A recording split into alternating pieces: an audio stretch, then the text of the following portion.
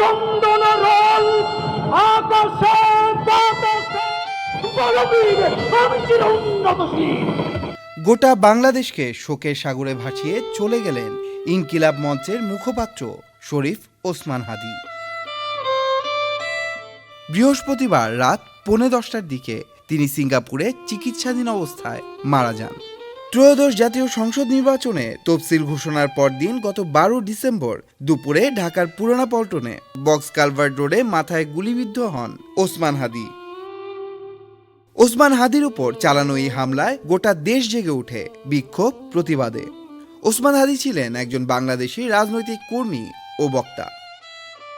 জুলাই শহীদদের অধিকার রক্ষা, আওয়ামী লীগ নিষিদ্ধের আন্দোলন, ভারতীয় আধিপত্যবাদ বিরোধী সক্রিয় রাজনীতির জন্য আলোচনায় আসেন তিনি। জুলাই শহীদদের অধিকার রক্ষা ও আওয়ামী লীগ নিষেধাজ্ঞা আন্দোলন এবং ভারতীয় আধিপত্যবাদ বিরোধী সক্রিয় রাজনীতির জন্য আলোচনায় আসেন তিনি। জাতীয় নির্বাচনে ঢাকা ৮ আসনে সংসদ সদস্য পদপ্রার্থীও ছিলেন তিনি। তার জন্ম ঝালকাঠি জেলার নলছিটি উপজেলায় এক মুসলিম পরিবারে। তার বাবা ছিলেন মাদ্রাসা শিক্ষক ও স্থানীয় ইমাম। 6 ভাই বোনের মধ্যে হাদী সর্বকনিষ্ঠ। হাদী তার প্রাতিষ্ঠানিক শিক্ষাজীবন শুরু করে নলছিটির একটি মাদ্রাসা থেকে। তিনি আলিম পরীক্ষা সম্পন্ন করার পর ঢাকা বিশ্ববিদ্যালয়ের রাষ্ট্রবিজ্ঞান বিভাগে ভর্তি হন। পরবর্তীকালে থাকতেন ঢাকার রামপুরা এলাকায়। জুলাই আন্দোলনের সময় তিনি রামপুরা এলাকার সমন্বয়ক হিসেবে দায়িত্ব পালন করেন।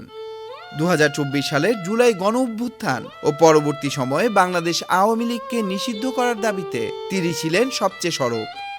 জুলাই গণ অভ্যুত্থানে অংশগ্রহণকারী ছাত্র জনতার সাংস্কৃতিক ও রাজনৈতিক প্ল্যাটফর্ম ইনকিলাব মঞ্চ প্রতিষ্ঠিত হয় শরীফ ওসমান হাদীর হাত ধরে, যার লক্ষ্য ছিল আধিপত্যবাদের বিরুদ্ধে বাংলাদেশের স্বাধীনতা ও সার্বভৌমত্ব রক্ষা এবং ইনসাফ ভিত্তিক একটি রাষ্ট্র ব্যবস্থা গঠন, যেখানে গণতান্ত্রিক অংশগ্রহণ ও ন্যায় বিচার প্রধান মূল্যবোধ হিসেবে থাকবে, যা গণ আন্দোলনে অংশ নেয়া মানুষের মাঝে বিশেষ অবস্থান তৈরি করে নেয়।